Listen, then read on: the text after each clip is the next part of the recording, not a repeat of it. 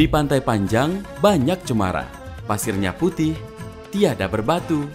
Inilah obrolan budaya, persembahan dari RRI Bengkulu.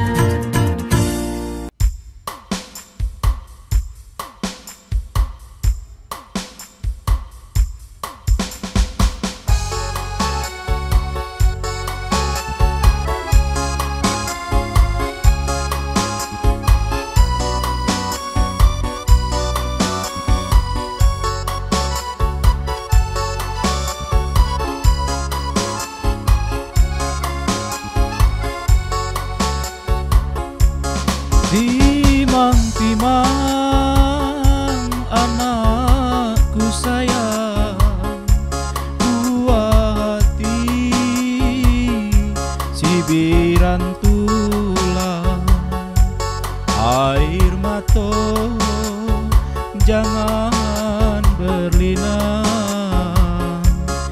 tidurlah terkelok dalam pelukan. Air mata sayang jangan berlinang, tidurlah terkelok dalam pelukan. Tinggi-tinggi si batang padi, bunga lalang kemakan pangi. Tinggi-tinggi si batang padi, bunga lalang pengube hati. Si bunga lalang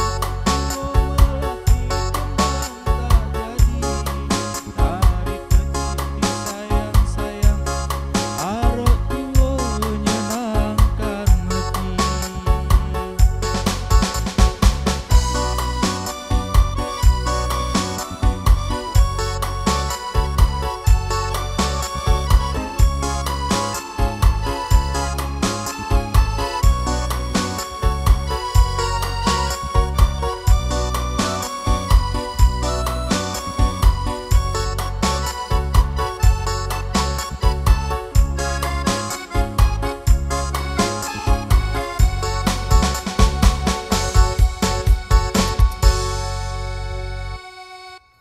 Assalamualaikum warahmatullahi wabarakatuh.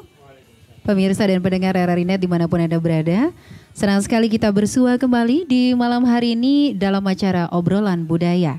Dan tema kita adalah mengenal serta melestarikan aksara suku-suku di Bengkulu.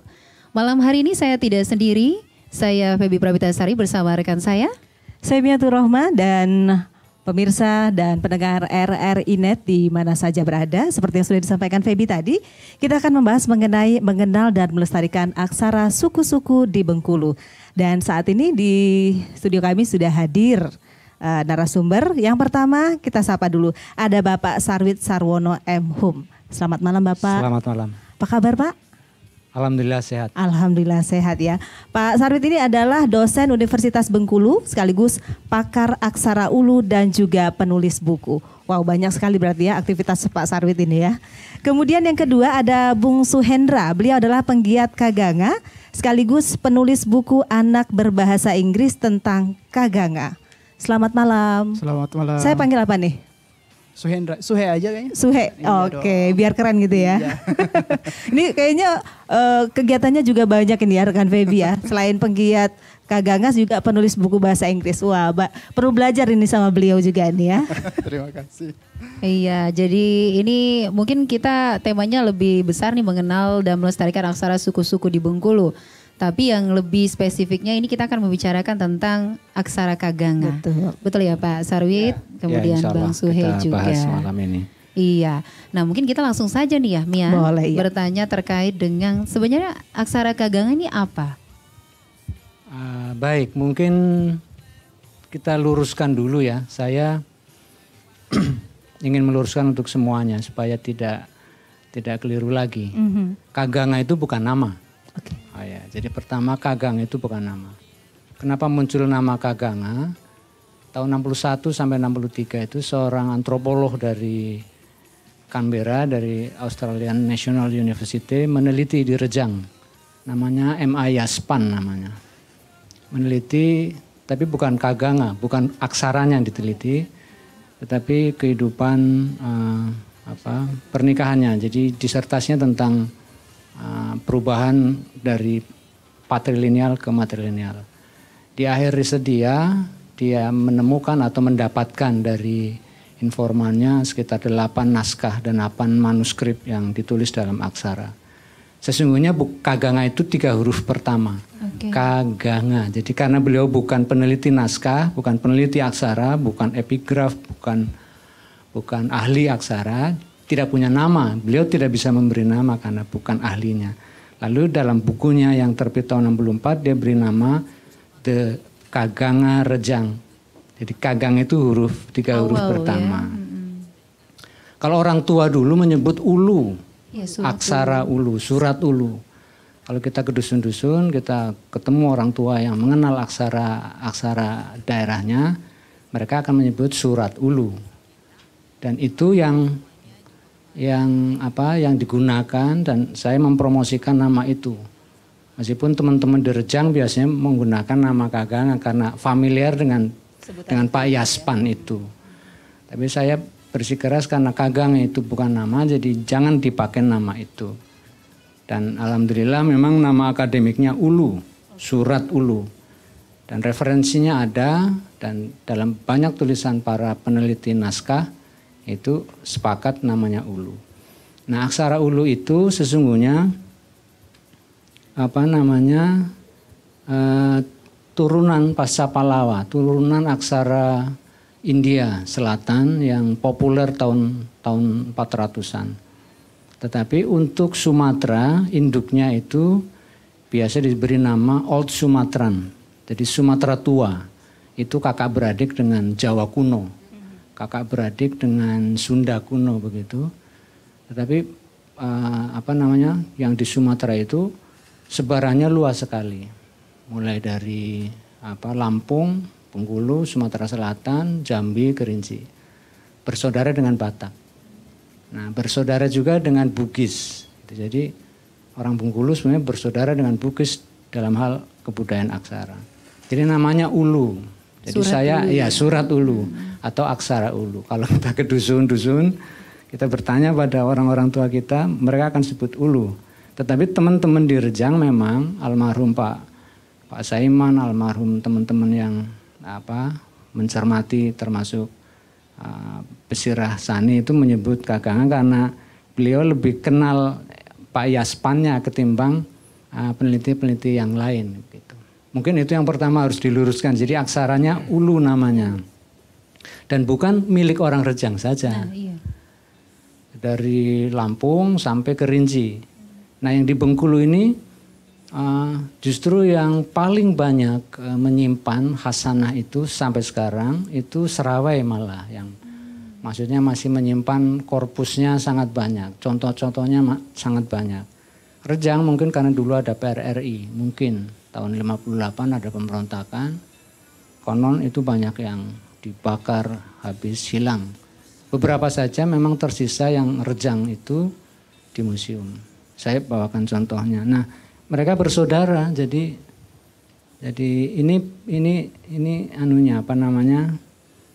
bagannya mulai dari India Selatan itu menurunkan Pallawa, lalu ada Sumatera Kawi namanya, ada Kawi Jawa, bersaudara. Jadi satu buyut atau satu buyut dengan Jawa yang di Sumatera ini.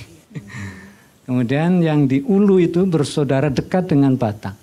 Sangat dekat karena hurufnya mirip sekali, hanya beda kita agak runcing, agak tajam. Kalau yang Batak itu agak oval, agak datar begitu. Mungkin itu yang harus diluruskan. Ya. Nanti bisa ditambah yang lain kalau diperlukan.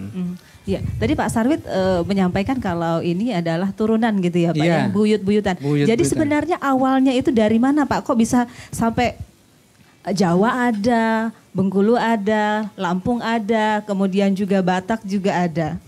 Ya, jadi kalau kita bicara aksara sesungguhnya sama dengan atau seyogianya bicara kebudayaan. Awal tradisi menulis di Nusantara itu abad 4.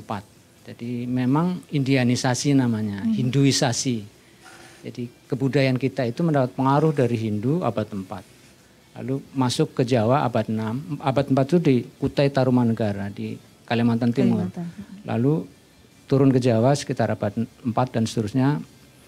Bergerak dari sana ke utara dan ke barat, ke Sumatera yang terkuat. Kalau sama dengan ke Sulawesi. Kalau ke Kalimantan tidak terlalu kuat pengaruh tulisannya. Tetapi yang paling kuat itu Jawa dan Sumatera untuk Nusantara.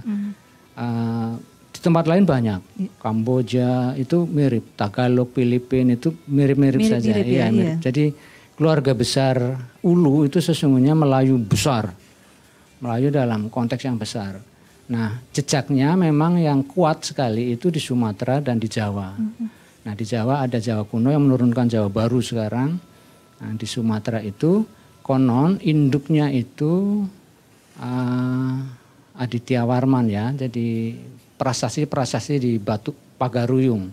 Prasasti-prasasti di Batu Ruyung itu diduga cikal bakal yang menurunkan ada Batak, ada Kerinci, ada Pasema, ada Serawe, ada Lembak, ada Ogan, ada Komering dan sebagainya.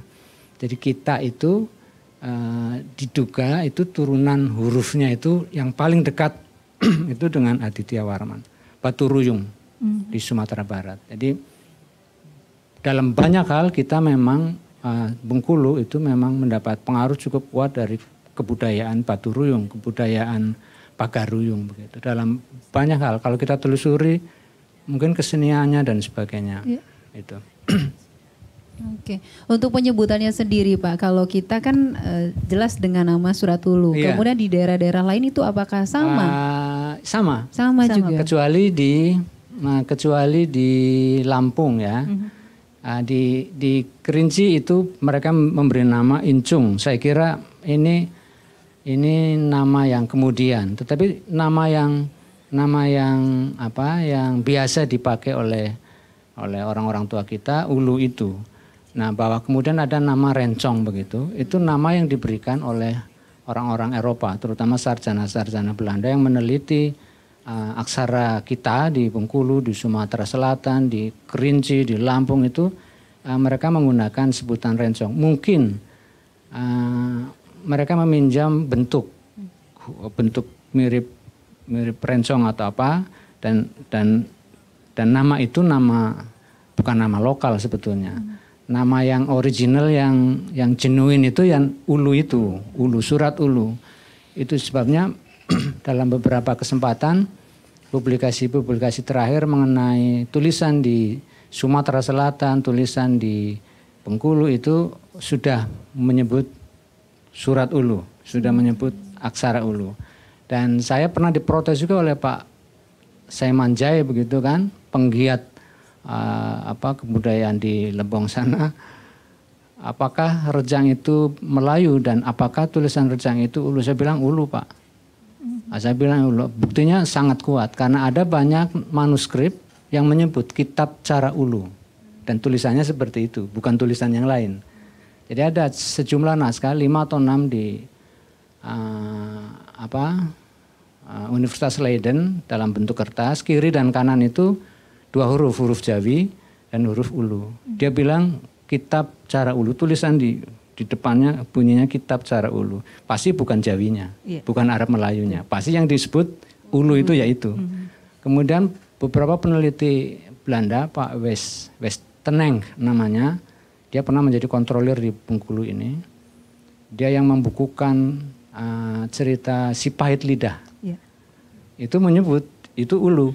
Begitu. Nah, saya konfrontir ke lapangan, ketemu datu-datu Surat Ulu.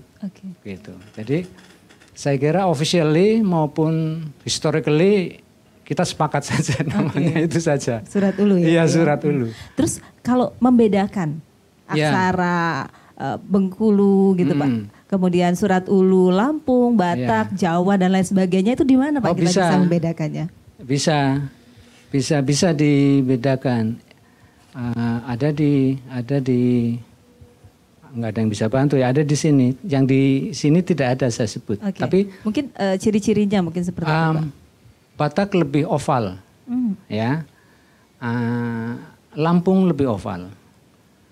Kemudian Sumatera Selatan dan Bengkulu hampir tidak ada bedanya. Oke. Bedanya begini. Kalau Sumatera Selatan itu 28 hurufnya, kaganga, cajanya, tadana 28. Kalau Rejang 23. Kenapa? Orang Rejang tidak bisa mengucapkan enca, tidak bisa mengucapkan empa, tidak bisa mengucapkan engka. Jadi tidak ada huruf itu. Oke. Karena bahasa daerahnya dia bilang kancil, kacea orang Rejang. Oh iya, berarti ada pengurangan Betul. kata ya. Nah, orang Lembak tidak punya enca juga. Jadi hilang itu sehingga 23 Lembak, Rejang 23, Lampung 19 karena sistem fonologi Lampung lebih sedikit. Jadi huruf itu menyesuaikan karakteristik bahasa daerah setempat. Itu sebabnya kenapa Serawai, Pasemah, Ogan, Komering itu 28. Tapi Lampung hanya 19 Bengkulu. Rejang 23, Lembak 23. Itu tapi tipologinya bisa kalau kita gambar dengan milimeter blok lebih kurang sama. Ya beda satu ada ekornya sedikit, satu ada kepalanya sedikit, beda kecil-kecil. Oval runcing, sudutnya ada yang 60 derajat itu sedikit sekali, tapi struktur dasarnya sama. Ada pengaruhnya juga dari tuturan. Ya, bahasa lisannya, bahasa daerahnya. Jadi itu yang membedakan secara jelas ya. Betul, membedakan jumlah hurufnya. Kemudian jangan lupa huruf itu juga berkaitan dengan estetika. Menulis itu kan estetika, sehingga ada kalanya orang mau mengekspresikan seninya oval. Bisa juga medium. Kalau bambu kan keras, ya alatnya beda dengan kalau nulis di Jawa lontar. Lalu beda juga kalau kita nulis di kulit kayu. Yeah. Jadi medium mempengaruhi juga. Kalau kita menulis di medium keras dengan alat yang tajam itu mungkin sulit membentuk oval, membentuk lingkaran. Sehingga medium itu untuk sementara dipastikan juga berpengaruh terhadap bentuk. Tetapi watak dasarnya sama saja. Iya. Okay. Lebih kurang sama. Mungkin kita beralih sedikit nih ke Bang Suhe ini ya. Nah ini secara tidak langsung Pak Sarwi tadi menyatakan Surat Ulu ini sudah menjadi inilah kaganga yang mungkin lebih dikenal oleh anak-anak sekarang gitu. Kalau dari Bang Suhe sendiri lebih mengenalkan kagangannya sendiri atau Surat Ulu ini atau seperti apa sampai saat ini? Kalau saya mungkin karena terpapar seperti kebanyakan anak muda, saya taunya malah kaganga, Pak. Kaganga. Ada beberapa saya dulu pernah baca tentang Surat Ulu, cuman mungkin karena tidak detail gitu. Jadi saya lebih akrabnya dengan istilah kaganga. Dan memang aktivitasnya itu kayak mendekatkan Surat Ulu sekarang manggilnya, mendekatkan Surat Ulu itu ke anak-anak dan orang-orang yang lebih banyak lagi. Makanya memang salah satu misinya itu supaya orang Bengkulu tahu apa itu Bengkulu gitu. Cuman saya taunya Bang bener-bener kaganga gitu. Iya. Sejauh ini Bang Suhe sudah dikenalkan kemana saja ini? Kalau saya sebenarnya bukan hanya Surat Ulu ya. Jadi saya ke seluruh kebudayaan di Bengkulu. Kalau contohnya seperti buku nih. Paling karena saya juga punya keterbatasan ke orang-orang terdekat saja. Atau beberapa dulu memang kayak ada pemilihan untuk penulis strip pengenalan budaya Nusantara. Saya masukkan beberapa skrip naskah itu. Tapi yang diterima bukan kaganganya malahan. Okay. Jadi yang seperti itu dicoba supaya itu nyebar kemana-mana gitu sih. Oke, untuk dalam proses pembuatan ini secara tidak langsung inventarisir begitu ya? Iya betul. Agak susah nggak mendapatkan orang-orang yang paham.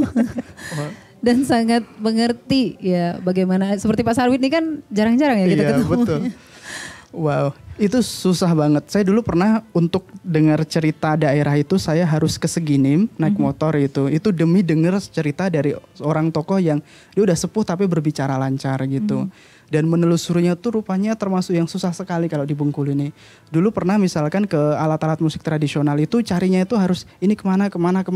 Jadi termasuk susah sekali dan di internet itu pun itu juga kalau kita mau ambil misalkan dia kan di blogspot atau aja itu kan nggak valid gitu. Jadi agak susah sekali gitu. Makanya karena itu susah kadang-kadang kalau saya pikir daripada itu tidak dikenalkan sekaligus kita cari yang aman-aman saja. Yang kayak misalkan Kaganga kan udah baku nih huruf-hurufnya. Kita kenali nih ke anak-anak bacanya gimana gitu. Tapi emang nggak sepakar Pak Sarwit ya. Gitu. Iya, mungkin Dang ada yang mau ditanya, Dang kayak penasaran gitu. Oke, assalamualaikum warahmatullahi wabarakatuh. Waalaikumsalam warahmatullahi wabarakatuh. Dari Brendo sampai ke dapur, duduk makan di ruang tamu. Dari muko-muko sampai ke kaur, terciptalah kota Bengkulu, provinsi Bengkulu. Pak Sarwit, ini menarik sekali Bang Sue. Terkadang tadi apa yang aku tanyakan ada satu pikiran sama Bang Sue. Ini orang Bengkulu asli, kadang-kadang nggak tahu cara baca dan cara menulis huruf Kaganga itu seperti apa. Nah kami aja Pak, kalaupun tahu Kaganga itu huruf, tapi nggak tahu makna huruf itu apa. Kadang-kadang dijadikan orang nama grup. Nah itu kan kalau seandainya ada huruf K, berarti grup itu grup K. Kalau Kaganga itu huruf, kalau Pak Sarwit tadi bilang, nah itu rancu Pak. Kami berpikir Kaganga itu ada kepanjangan atau Kaganga itu apa gitu. Kira-kira nih Pak, menurut kalau seandainya saya boleh berminta, bagaimana nih sosialisasinya untuk kita yang lebih muda dan kita juga punya ada anak generasi juga yang bagaimana mereka juga tahu ke depannya. Terima kasih Pak Bang Suya, terima kasih. Assalamualaikum warahmatullahi wabarakatuh. Waalaikumsalam. Silakan Pak Sarwit. Oh saya dulu. Ya. Saya terus terang karena lingkungan saya akademik, jadi aspek-aspek publikasinya terbatas pada teman-teman yang memang menekuni urusan itu, epigraf dan semacam sejarah, antropolog, sosiolog. Tetapi beruntung ada Mas Suhaya yang saya kira bisa menjadi pintu gerbang untuk membuka dunia lama kepada generasi muda. Saya hanya bisa memfasilitasi beberapa riset mahasiswa. Sekarang sedang dibuat dalam sistem Android belajar Kaganga. Saya ikut di dalamnya. Jadi nanti anak-anak bisa belajar melalui Android. Kemudian beberapa waktu yang lalu mahasiswa TI juga saya ikut membimbing itu media belajar. Yang misalnya menuliskan beberapa kata dasar dalam bahasa Serawe dan seterusnya. Kemudian pernah juga ada tetapi tidak selesai, itu transliterasi. Jadi kalau kita ngetik di laptop huruf Latin begitu, nanti muncul huruf Kaganganya. Lalu itu juga belum selesai karena apa? Sistem font dalam Kaganga itu, dalam Ulu itu belum sempurna. Sistem fontnya sedang dikerjakan saya dan teman-teman. Sistem fontnya belum sempurna. Kemudian kamus juga sudah ada. Mahasiswa TI Android juga. Kalau kita ketik misalnya Minoy dalam bahasa Rejang, nanti muncul dalam bahasa Inggrisnya atau bahasa Melayunya gitu. Misalnya tentok begitu dalam bahasa Rejang, nanti muncul. Sudah ada. Nah, persoalannya ialah riset-riset pada level skripsi maupun tesis maupun disertasi itu kan tidak boleh serta-merta dipublish, diakses oleh semua orang. Dia harus melalui jembatan banyak gitu kan. Kalau itu harus haki dulu atau apa dulu. Tetapi untuk membuka cakrawala anak muda supaya mengenal, saya kira Mas Suhai cocok. Minimal teman-teman yang tempo hari meneliti itu bisa dimintai kontribusinya untuk ikut mendukung Mas Suhai begitu. Nah saya juga kepikiran tentang itu, maka baru-baru ini dibentuk komunitas pecinta aksara Ulu di museum. Itu sudah ada anak-anak muda itu. Nah karena itu tadi kita berpikir dengan teman-teman di museum harus ada cara supaya sesuatu yang yang rigid menurut kaidah akademik bisa keluar dengan mudah. Teman-teman menyarankan seperti itu lalu dibentuk. Nah, mungkin Mas Suhai bisa membuat blog atau yang accessible untuk teman-teman. Kalau tidak ya nanti hanya untuk konsumsi akademisi yang itu nggak sampai ke anak-anak. Kenapa Jawa bisa sampai? Karena risetnya sudah lama. Kemudian pemerintah daerahnya cukup peduli sehingga ada koran berbahasa daerah di Sumatera Barat, ada koran berbahasa daerah, ada mata pelajaran aksara daerah di Jawa Barat, Sunda, Jawa. Nah, kita pernah ada di Rejang tahun 88. Kemudian tahun saya ikut sedikit-sedikit tapi gurunya tidak ada. Ya, misalnya kalau di Lampung sudah lebih maju karena ada D3 bahasa daerah. Nah, di Bengkulu ini saya tidak tahu apakah ada pemerintah daerah yang mau membiayai anak-anak untuk menjadi guru kebudayaan Rejang. Ada nggak memberi beasiswa untuk sekolah di UNIP D3 atau D4 nanti tamat menjadi guru kebudayaan Serawe dan diangkat menjadi guru? Belum ada. Kalau di Jawa Barat sudah ada, di Batak sudah ada, di Lampung sudah ada. Ada D3 bahasa daerah. Begitu tamat dia menjadi guru bahasa Lampung, mengajarkan Ulu Lampung, mengajarkan kebudayaan Lampung, bahasa Lampung dan sebagainya. Jadi lebih maju. Kita ketinggalan beberapa langkah dengan Lampung, dengan Batak. Batak sangat gencar karena ada banyak akses ke luar negeri ya. Ada banyak akses ke Eropa dan kita tidak. Belum. Saya pernah dipanggil Pak Ajis, hanya dipanggil ngobrol sebentar habis itu hilang. Saya pernah dipanggil Pak almarhum yang kumisnya tebal itu, Pak Gubernur siapa? Pak Hasan Zain, ngobrol sebentar hilang. Jadi mungkin Mas Suhai yang harus mendobrak mereka supaya ada campur tangan pemerintah sehingga harus konkret. Kalau tidak bisa. Saya hanya bisa menyediakan korpus, saya bisa menyediakan informasi, mahasiswa saya bisa membantu meneliti. Sekarang kita gencar juga menginventaris kebudayaan di semua kabupaten karena ada WBTB, Warisan Budaya Tak Benda. Saya hanya bisa mendorong anak-anak, kamu teliti Kaur, kamu teliti Rejang, kamu teliti ini. Ada beberapa yang sudah mendapat sertifikasi Kemendikbud melalui kabupaten. Nah, kabupaten yang gencar itu Kaur. Rejang Lebong tidak, kota tidak. Padahal di kota ini banyak sekali. Ada museum. Mungkin Mas Suhai yang bisa Bagaimana Bung Suhai tantangannya ini? Wow. Aduh, jadi cepat putih rambut saya nanti. Kalau kita memang pertama kami terus terang agak susah dapat akses. Tapi sebenarnya saya pribadi sudah memulai gerakan yang berbasis virtual, penyediaan sosio virtual library atau perpustakaan sosial digital yang dia bisa diakses baru jadi bulan kemarin, belum launching ya. Nah, itu intinya adalah ngajak semua orang-orang di Bengkulu untuk nulis buku anak, tapi ini Pak ya, masih buku anak, maksudnya kalau buku anak kan nggak terlalu serius banget, yang dia ditulis menggunakan bahasa daerah masing-masing gitu. Jadi paling yang kami bisa lakukan bersama tim itu ya itu tadi, memperkenalkan itu supaya lebih banyak orang untuk bisa mempelajarinya. Tapi tadi saya pribadi sebagai yang suka nulis kayak gitu suka kesulitan dapetin ini valid nggak ya. Kalau nggak valid saya nggak berani nulis juga gitu kan. Walaupun dia buku anak-anak gitu. Nah, jadi gerakan-gerakan yang berbau virtual itu sudah kita mulai, belum dirilis, dan walaupun belum dirilis sudah ada 100-an lebih volunteer yang mendaftar dari Sebengkulu ini untuk memperkenalkan itu dan ngajak semua orang nulis pakai bahasa Bengkulu. Di sini juga boleh, gratis dan bisa diakses. Jadi buku dipublikasi ber-ISBN gratis, bisa diakses gratis supaya dekat maksudnya gitu sih. Ada ratusan cerita rakyat dari seluruh suku di Bengkulu yang sudah diteliti mahasiswa, tapi mandek jadi skripsi. Kemudian saya pernah mencoba mempublikasikannya 14 cerita. Tapi karena sekali lagi saya orang akademik, maka versinya versi akademik. Nah, sumber-sumber itu bisa diolah. Siapa yang mengolah seniman, dia bisa bercerita dalam bahasa daerah, tapi sumbernya otentik, cerita rakyat itu. Banyak sekali. Di kampus itu ratusan.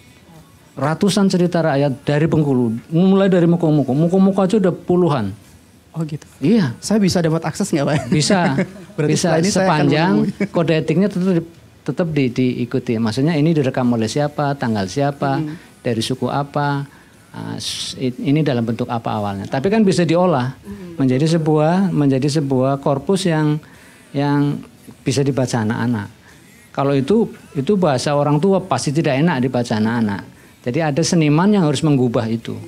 Dan seniman yang bisa mengubah adalah seniman yang dipaksa oleh Mas Suhai itu. Kalau saya tidak bisa memaksa, saya pernah ngomong dengan Pak Mori misalnya, Pak Alkala Samora, saya punya banyak sekali dongeng dan itu bisa digubah dalam bentuk motif batik. Aduh susah Pak katanya. Susahnya apa? Memang energinya menjadi besar sekali. Saya beruntung dipertemukan dengan beliau ini supaya ya kira-kira itu. Mungkin iya nanti ini kan sepertinya banyak kendala juga ya Pak ya dalam upaya kita untuk melestarikan khususnya untuk Surat Ulu ini. Nah ini dengan cara pertemuan antara milenial dan juga dari oldnya ini nanti bisa berkelanjutan. Nah tapi kalau kita mau terkait dengan belajar dari aksara Kagang atau Surat Ulu ini, yang mana yang lebih didahulukan Pak? Apakah kita belajar bagaimana pengucapan dalam bahasa Rejang terlebih dahulu, atau kita belajar hurufnya dulu agar lebih mudah untuk mengenalnya? Hurufnya, karena huruf itu sekunder, bahasa itu menyusul.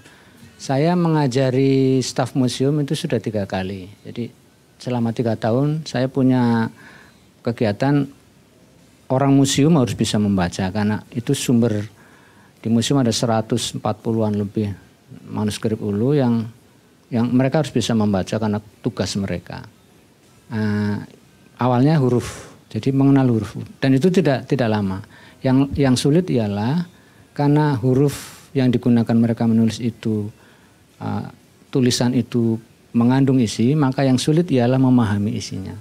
Nah, tahun ini saya mengajari mereka membaca huruf tapi basisnya etnik. Jadi kumpulkan dulu naskah-naskah Serawai, lalu kita ajari bahasa Serawai sedikit, mereka sudah mengenal hurufnya, itu lebih cepat. Jadi harus bareng. Jadi kalau membaca naskah-naskah Rejang, karakter bahasa Rejangnya gampang. Rejang itu hanya punya 23 sistem fonem. Ya, sistem fonemnya 23. Dan ingat, naskah-naskah Rejang itu, aksara Ulu untuk menuliskan teks-teks Rejang itu tidak dalam bahasa Rejang, dalam bahasa Melayu. Jadi kalau orang mengenal bahasa Melayu secara umum itu cepat menguasai, karena mudah, kan cuma A, O, E, U, O saja. Jadi ada yang bilang bulia, ada yang bilang buli kan gitu. Iya. Lalu misalnya jadi beda di situ saja sedikit. Jemo kan O, E. Lalu ada yang bilang tupi, topi, UO, itu saja. Jadi varian dialek geografis itu kalau diperkenalkan mereka cepat mengenal. Tapi harus bareng mengenal hurufnya, karena tata tulis itu berkaitan dengan tadi tata font, tata bunyi bahasa setempat. Yang perlu diingat, tidak ada naskah Rejang dalam bahasa Rejang. Semua naskah Rejang itu dalam bahasa Melayu. Mengapa? Karena bahasa Melayu itu bahasa lingua franca. Iya, semua orang mengenal. Jadi orang Rejang sudah pinter. Supaya tulisannya dibaca, ditulis dalam bahasa Melayu, tidak dalam bahasa Rejang. Kecuali cerita rakyat, cerita lisannya dalam bahasa Rejang dan sebagainya.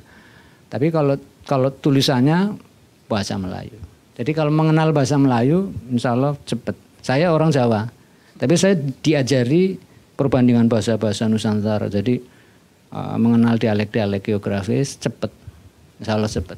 Jadi kalau misalnya ketemu sama suku Serawai, suku Lembak, paham ya Pak ya? Mudah-mudahan. Bisa juga langsung pakai bahasa mereka. Jadi kalau misalnya menulis itu tadi Pak, surat Ulu tadi, artinya memang menggunakan bahasa Melayu seperti itu Pak ya? Iya. Tapi kalau misalnya saya Jawa juga nih Pak, terus saya mau pakai bahasa Indonesia aja, bisa nggak Pak? Bisa. Bisa Pak? Bisa. Karena huruf itu sekunder. Sama dengan huruf Latin, dia bisa dipakai menulis bahasa Arab, bisa dipakai menulis bahasa Melayu, bisa dipakai menulis bahasa Jawa, bisa dipakai menulis bahasa Indonesia, bisa dipakai menulis bahasa Inggris. Baik, Cuma Pak ada Sarwi. kesulitannya Iya. karena sistem Latin itu sistemnya beda. Ulu itu silabik, satu gambar, satu suku kata. Ya, kalau Latin kan satu gambar, satu bunyi saja. Ya. Jadi tentu ada kelebihan dan kurangnya. Iya Pak Salid, mungkin nanti kita akan lihat juga contoh-contohnya Iya. ya. Tapi sebelumnya kita bakal break sebentar. Iya, saya penasaran juga masalahnya ya. Saya pengen belajar juga nih. Baik, Feby, sebelum kita lanjutkan lagi obrolan budaya kita malam ini mengenai mengenal dan melestarikan aksara suku-suku di Bengkulu, kita simak dulu yang satu ini. Assalamualaikum warahmatullahi wabarakatuh. Uku Ridwan Nurazi, Rektor Universitas Bengkulu, Lok Majo, Pasua, Kute-kute, Bibi, Mama, ngen kuat-kuat, Maro baite samo-samo, menjago diraite kundei COVID-19 yo. Caone itu sering puk tangan makai sabun. Namun itu lok keluar kundei dasei, maro baite coa lupo makai masker, jago jarak, Cudoo itu menghindari kerumunan. Mudah-mudahan itu kute selalu sehat dan terhindar kundi COVID-19 yo. Wassalamualaikum warahmatullahi wabarakatuh.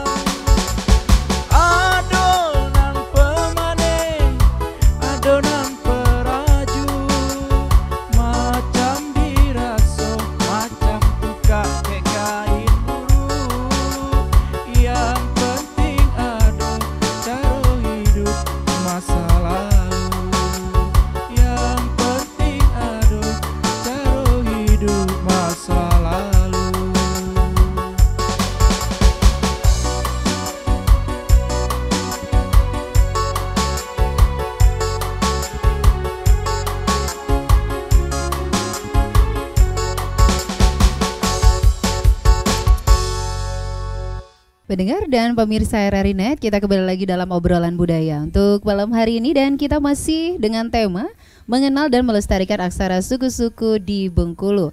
Dan untuk obrolan budaya ini bisa disaksikan juga didengarkan melalui RRI Net Official, UCTV di channel 130, Nin Media channel 20 dan juga melalui kanal YouTube ya di RRI Net Bengkulu. Kita masih bersama Pak Sarwid dan juga ada Bung Suhendra, Mia. Ya. Iya, dan kita masih membahas seputar surat ulu. Iya, Pak Sarwid. Tadi kita kayaknya sempat gimana nih, ada contoh-contohnya gak? Iya. Penasaran karena kalau bicara tentang surat ulu tadi sudah dibocorin dikit-dikit ya. Tapi kalau bicara tentang surat ulu juga tadi ada 23 jumlahnya ya. Iya. Ini mungkin ada beda-bedanya Pak untuk apa istilahnya untuk serawai berapa, kemudian juga untuk Ya. lembak berapa, dan huruf-hurufnya mungkin ada yang beda-beda juga gitu ya Pak ya. Ya. Bisa saya kira bisa ya ini contoh ya. Kebetulan yang saya sertakan itu empat suku. Ada Rejang, ada Lembak, ada Serawe dan Pasemah. Bentuknya Serawe punya 2 varian K. Jadi ada hurufnya K, G, Ng sampai ke bawah. Rejang punya 3 varian Ng, ada 3 bentuk. Serawe cuma 1, tapi Pasemah punya 2 varian bentuk Ng. Lalu Ma ada di Rejang ada 2, Serawe banyak ada 4 varian. Kemudian Ma ada, Rejang ada 4, Serawe ada 3 dan seterusnya. Tadi huruf itu menyesuaikan sistem fonologi bahasa setempat. Jadi Rejang tidak punya gugus nasal, tidak punya panca, makanya dia berkurang 4. Berkurang 5, tidak punya velar, alveolar, G itu nggak punya. Jadi kalau orang Serawe punya G, orang Bengkulu punya G gitu. Rejang tidak punya, jadi berkurang 5. Jadi 23 untuk Rejang dan Lembak karena sistem fonologinya mirip. Serawe dan Pasemah 28. Sandangannya ada 10. 10 itu ada Luan itu untuk I, ada Bitan untuk U, ada Tiling untuk E ya. Jadi misalnya menuliskan ember dia A dengan Tiling E. Lalu ada Mico untuk O, Jinah untuk A, huruf A, bunyi A. Lalu ada Ratau untuk N, bunyi N. Misalnya tadi Pak Marlin N-nya itu dengan sandangan.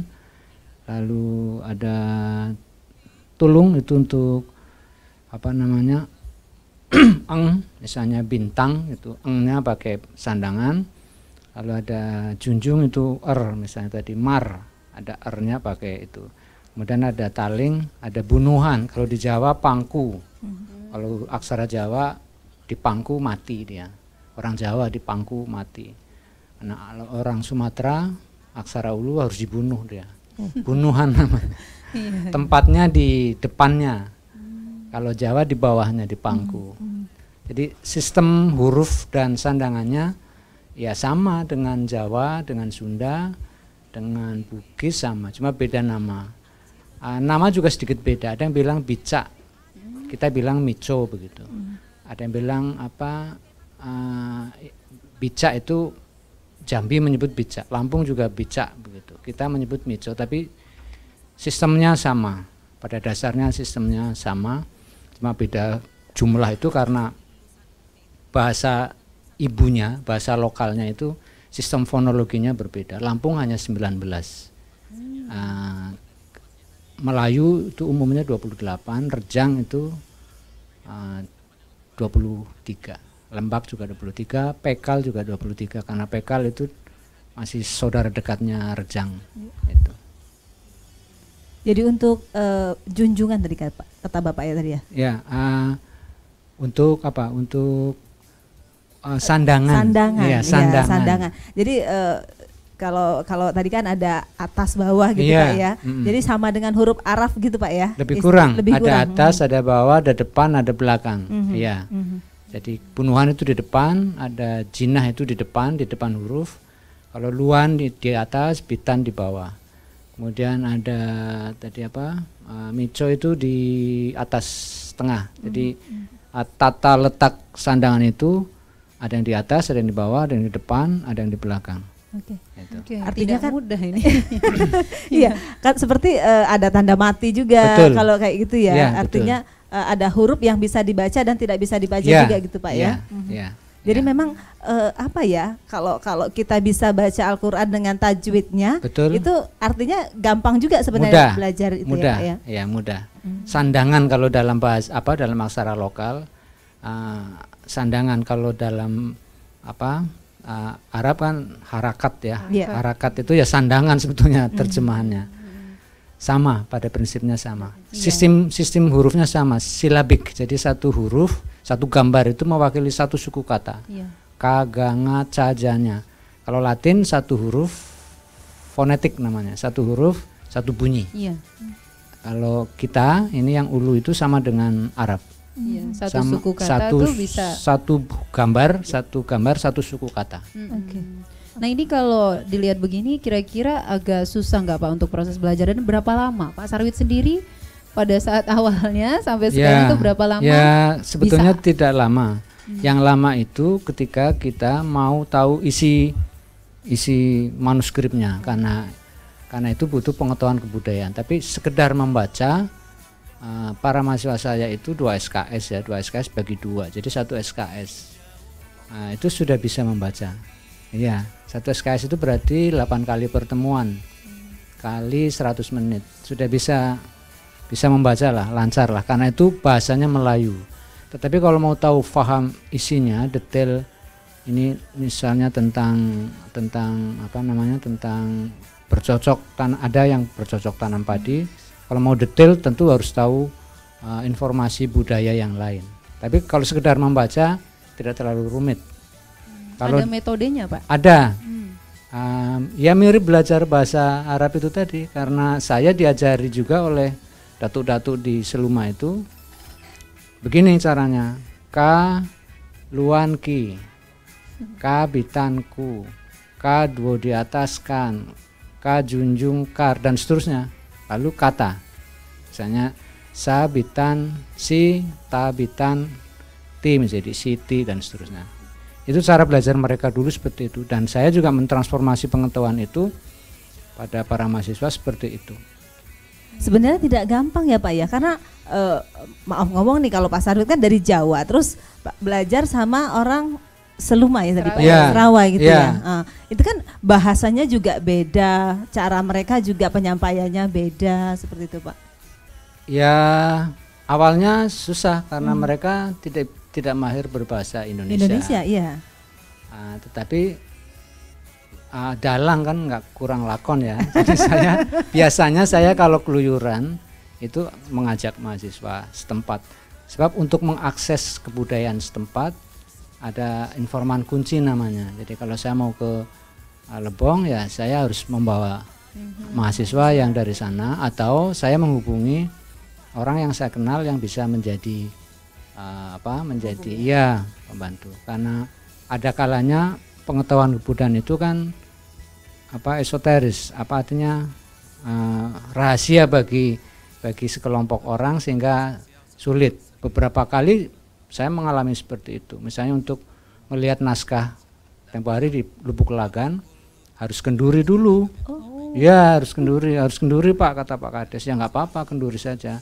Untuk menurunkan naskah di pagu itu kenduri, ya kita kenduri, kita bikin jambar dan sebagainya, diturunkan dan harus izin menurut cara mereka ya.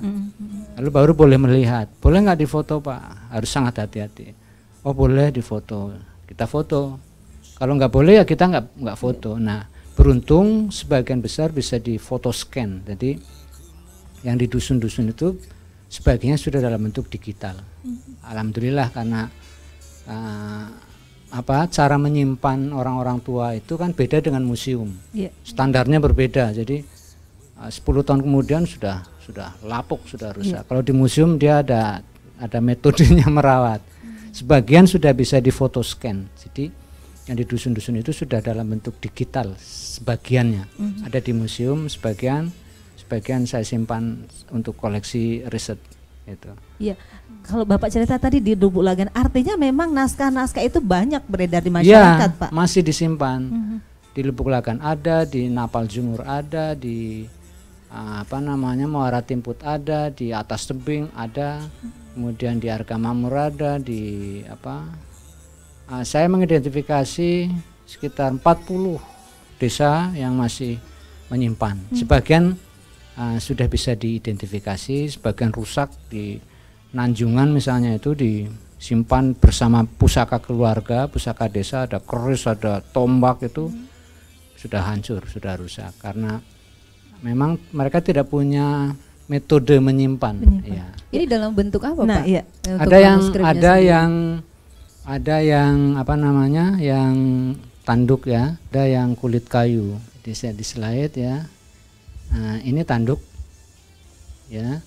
Diukir ya, diukir ya, di tanduk. pakai pisau ulu, pakai benda tajam. Itu kemudian. Jadi isinya itu apa Pak? kalau yang ditanduk itu? Biasanya doa, yang ditanduk biasanya doa, karena dia terbatas kan, lalu keras, jadi biasanya doa. Kemudian ini tempat menyimpan, ada langgar namanya, bangunan kayak kecil ya, bukan musola. Langgar itu nama lokal, bahasa lokal yang artinya bangunan untuk menyimpan benda pusaka. Jadi 2 kali 2,5 meter di tengah dusun biasanya, langgar namanya. Itu ada keris segala macam disimpan di situ. Benda Termasuk bersejarah ya, pokoknya, termasuk Pak, di situ. Ini kertas. Nah, kalau kertas ada ya, ini orang-orang tua yang saya sempat hubungi, mahasiswa ikut membantu. Lalu ini mereka yang masih bisa membaca tapi sudah meninggal sekarang. Yang di bawah itu kita minta demo menulis. Ya, demo menulis, alatnya ada. Kita sempat videokan. Yang di atas itu sempat saya bawa ke kampus untuk bercerita di depan mahasiswa bagaimana dia dulu belajar membaca dan sebagainya. Sudah meninggal dua-duanya. Nah, ini tadi variannya, ini contoh-contohnya. Ini yang di museum ini mengenai tembo, silsilah marga bermani yang kulit kayu. Isinya namanya naskah ya, semua hal yang berhubungan kebudayaan. Pelet, maksudnya pengasihan ada juga begitu. Ada. Jangan yang ditanya ya. Jampi untuk lancar melahirkan, untuk menolak bala, dan ada primbon ya, maksudnya kayak raja kalau supaya terlindung dari pencurian dan sebagainya. Segala macam ada. Ada yang sudah bisa terbaca, ada banyak yang masih gelap. Masih belum tahu ini apa, masih karena. Kenapa itu, Pak? Mungkin faktor bahasa ya. Bahasa, sastra gitu ya, agak sedikit. Ya, bahasa klasik. Tinggi. Karena bahasa daerah yang kuno yang kita tidak kenal sekarang. Anak-anak muda tidak mengenal lagi. Bahasa-bahasa lama. Yang kita tahu kan mungkin bahasa Serawai gitu ya, ya, Pak bahasa ya. Tapi Serawai sebelumnya ternyata masih ada lagi. Kunonya, yang kunonya. Mereka bilang bagi, maksudnya bagi itu dahulu. Jadi bahasa yang biasa dipakai oleh orang-orang dulu. Itu yang sekarang anak-anak muda itu tidak mengenal. Jadi masih samar-samar isinya. Ini berarti ada alat khusus tadi ya Pak Sarwit untuk menuliskannya. Ya. Apa itu nama alatnya? Mereka menyebut pisau ulu. Pisau ulu itu pisau biasa, pisau yang dipakai untuk kebutuhan sehari-hari atau ketika di kebun. Tapi juga ada yang tadi saya tunjukkan kayak yang ini. Ini untuk khusus untuk bambu. Jadi besi yang ujungnya runcing untuk bambu karena ujungnya tajam. Ya, tajam. Kalau untuk kulit kayu ya kalam. Jadi maksudnya pena lokal. Pena lokal itu ada yang mereka bilang paku resam. Paku ya, batang resam tahu? Ibu, Mbak tahu resam? Pernah dengar, Pak. itu tulangnya itu agak keras, bisa untuk penanya. Tintanya bikinan sendiri. Tintanya ya, bikinan sendiri, ada jelaga, ada getah. Jadi dia menulis dengan tinta. Semuanya masih alami ya, semuanya buatan sendiri. Itu. Iya. Ini kayaknya Bang Suhe ini terperangah dan semakin penasaran begitu ini. Gimana nih mentransfernya ke anak muda nih Saya merasa seperti serpihan debu jadinya. Jadi banyak sekali informasi-informasi bertumpuk gitu. Wah, rupanya selama ini seperti saya dan kebanyakan kan kita tahunya dari internet dan itu terbatas sekali dan rupanya ini banyak sekali yang bisa dipelajari. Jadinya ide saya jadi bermunculan banyak sekali. Dan saya jadi merasa aduh begitu hinanya. Enggak ya? Tidak. Alhamdulillah saya mencari orang seperti Mas Uwe karena ini butuh transformasi untuk pengguna milenial ya. Karena saya dibesarkan dalam khasanah peneliti manuskrip. Jadi dunia saya dunia yang sangat rigid dengan studi-studi naskah. Tetapi transformasi itu saya tidak punya pengalaman. Beberapa teman di Sumatera Barat karena dia punya kemampuan teknologi yang tinggi, dia sudah mulai di Sumatera Barat. Misalnya mitologi-mitologi tentang buluh perindu dan sebagainya sudah difilmkan, sudah divideokan, ya sudah. Kita belum. Dan harusnya bisa. Harusnya bisa. Betul. Harusnya bisa. Saya penasaran tadi ya dengan apa istilahnya betapa modernnya orang-orang dulu ya Pak ya, istilahnya mereka sudah memikirkan ke depan manfaatnya dari tulisan-tulisan mereka itu gitu loh. Sudah mencoba untuk membuat tulisan yang memang sengaja fontnya ini dari ulu nih Pak ya? Ya, saya merintis dengan Pak Boko Susilo namanya, dibantu beberapa mahasiswa font. Jadi kita memang kepikiran harus ada font ulu, supaya nanti bisa ditanam di komputer, suatu saat bisa digunakan untuk menyalin naskah-naskah yang kuno itu, naskahnya bisa tetap disimpan, orang bisa belajar dari salinannya. Nah, font itu memang belum sempurna, tetapi mudah-mudahan masih sudah bisa digunakan. Beberapa digunakan oleh mahasiswa untuk skripsi mereka. Untuk skripsi mereka. Iya, karena sekarang ini kan serba digital gitu ya. Jadi harapannya ini juga sampai nih ke anak-anak muda, Pak. Iya. Tapi sejauh ini Pak sudah berapa orang yang punya font ulu ini sendiri Pak? Karena kan nggak semua komputer, nggak semua laptop yang punya. Mungkin sistemnya seperti apa? Apakah dengan aplikasi misalnya begitu ya menanamnya atau seperti apa? Tidak. Jadi font itu seperti font yang lain seperti apa? Maaf, seperti Latin dan sebagainya ya. Font itu ya font, maksudnya bisa ditanam di semua sistem komputer. Ini belum sempurna. Karena apa? Karena ada satu langkah yang harus diselesaikan lagi, sehingga belum bisa ditanam di semua komputer. Nah, mudah-mudahan ke depan ada yang mau membantu untuk menyelesaikan. Bang Suhe? Iya. Tenaga IT ya kalau ini nih. Jadi ini sudah saya pindahkan ke laptop ini. Jadi kalau kita mau ngetik ya tinggal klik saja fontnya, di bagian font itu ada ulu. Begitu. Oh, khusus nih komputer. Iya, ini sudah. Karena sudah saya ya. Bisa disesuaikan ukuran fontnya, mau 10, mau 11, mau 12. Jadi misalnya kita mau menuliskan nama juga bisa, Pak Marlin begitu, ya Ma begitu ditulis. Lalu nanti pakai ini ya, nah, ya, ada sandangan ya, Mar. Lalu ada La. Lalu ada sandangan lagi apa tadi? Luan. Iya, pakai Luan. Jadi Marli. Lalu ada sandangan satu lagi. Marlin. Marlin. Kayak nama bos ya. Iya. Nah, ini idealnya memang dibuat Unicode-nya supaya bisa ditanam di semua perangkat semua jadi perangkat. Bisa digunakan. Ya. Nah, butuh satu step lagi ya Pak ya, satu tahapan lagi, dan semoga saja satu tahapan ini segera mudah-mudahan bisa terrealisasi. Oke. Jadi Pak Mas Suhai nanti bisa dipermudah untuk sosialisasi ke anak-anak dan sebagainya. Beberapa riset mahasiswa juga sudah memulai memanfaatkan font ini untuk pembelajaran. Saya pikir hadirnya font ini bisa jadi salah satu pendobrak aksara di Bengkulu. Sebelumnya saya taunya kalau huruf aksara ulu surat ulu atau kagang ini cuma punya Rejan, rupanya dia nggak cuman.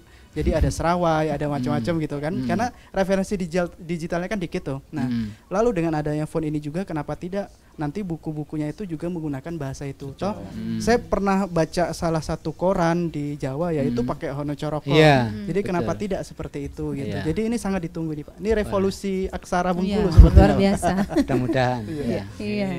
Pak Sarwit mungkin ada yang ingin disampaikan?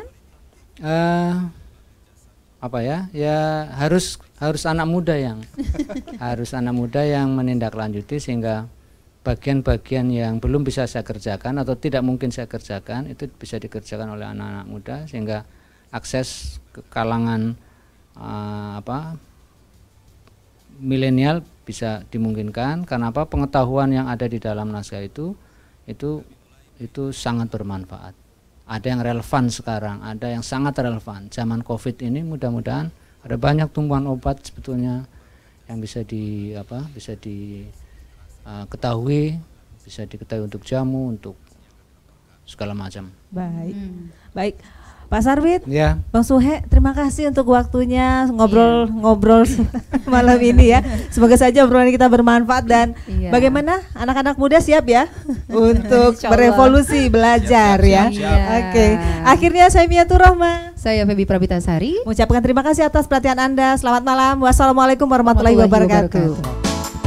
Zaman kini bukannya zaman merendo, banyak yang tua tapi tidak sadar juga.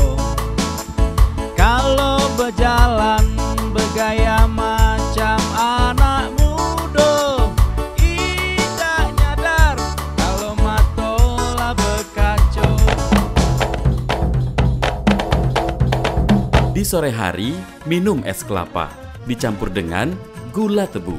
Sampai jumpa di obrolan budaya, persembahan dari RRI Bengkulu.